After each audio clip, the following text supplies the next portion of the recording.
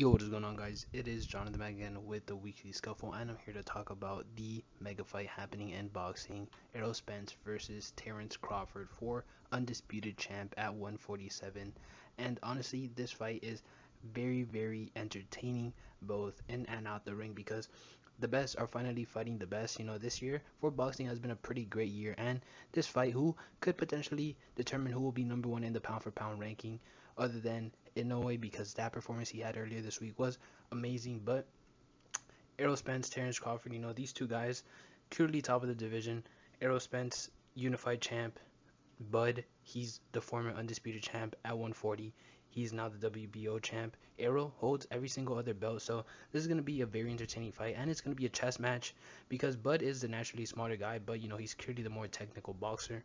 Well, that being said, Spence is no slouch, and he's a very good boxer himself, while also possessing a lot of KO power, and Bud does too. So this is going to be a very interesting fight to see where it goes. My head is telling me Bud is going to win. My heart is telling me Crawford. This is a 50-50 fight, and as close to a 50-50 fight that you could possibly ever get.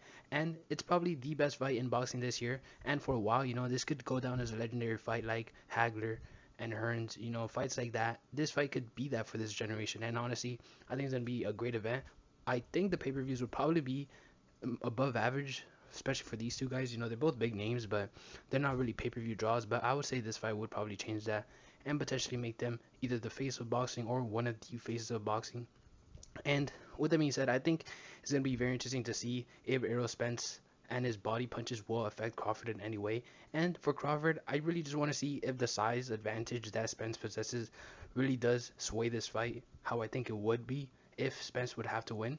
But with that being said, I'll probably predict either Errol Spence KO early or Terence Crawford TKO later on.